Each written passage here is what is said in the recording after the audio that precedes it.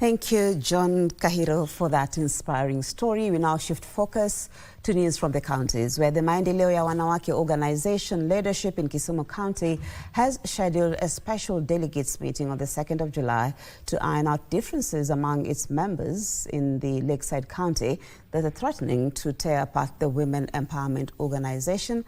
This and more in our County News Roundup. The organization's Kisumu chapter chairperson Karen Olo says among the issues to be addressed during the meeting are the controversy surrounding the processing and acquisition of the Kisumu town land title. The allegations that were raised are serious. They concern maendeleo ya wanawake land, they concern governance, they concern finances, they concern leadership, and worst of it all, personal integrity. In Laikipia County, over 700 residents have benefited from the government's Human and Wildlife Conflict Compensation Program since 2023, with the compensation totaling to 243.3 million shillings. 106 beneficiaries have already submitted their bank accounts and will be issued checks today. So leo ile tunapeana ni 24.9 million, while the rest will be paid once they have submitted their bank details. In Isiolo County, a total of 22 community conservancies from the 4 pastoral counties have benefited from the scale of carbon credits, sharing amongst themselves more than 655 million shillings that were earned in the year 2025. Na tumefurahi sana. Haswa sisi kama wamama, nitaongelea kuhusu konservansi yangu ya Nasulu. Sisi kama wamama tumesaidika sana. Katika konservansi yetu ya Nasulu, pesa ya mwaka wa kwanza sisi tulijenga na tourism banda ambaye saa hii inafanya kazi, na pia tuko na campsite. Elsewhere, the National Construction Authority has raised alarm over a growing trend of developers illegally adding extra floors to buildings in Mombasa without regulatory approval, warning that the practice poses a serious threat to public safety amid the county's construction boom. What we have noted is many of the constructions in Mombasa, they are getting the approvals.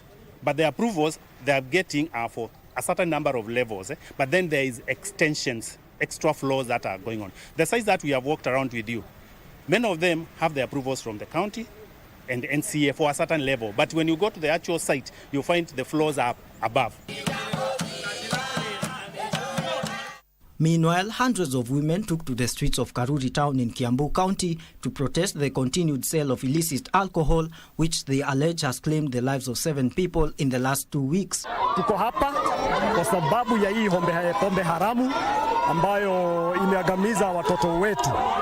Kila siku, kila wiki tuna mazishi ya vijana wachanga. Tunaongea na governor tuone vile watu watainvolviwa kazi mtaani. And in Meru County, teachers living with disabilities have launched their association, the Meru Teachers Disability Association, to champion their rights, promote inclusivity, and address the challenges they face in the teaching profession. Tukiangaliwa kama walimu wa disability, we shall be more productive. Na tungependa serikali tutambue na ijue si kupenda kwetu kuwa hivyo, lakini tunaweza. Yale wenye wale wako wana disability wanaweza, we are even making it better than them.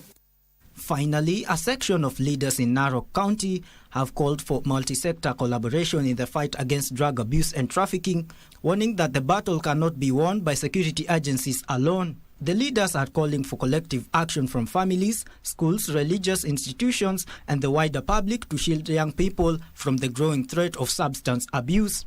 Hii shida si ya mtu mmoja. Hii shida si ya serikali peke yake, si ya wananchi peke yake, si ya partners peke yake ama stakeholders. Lakini tunafaa sote tuungane pamoja, tupigane na hii shida ya illicit drugs and substance abuse, na hasa pia issues ya trafficking.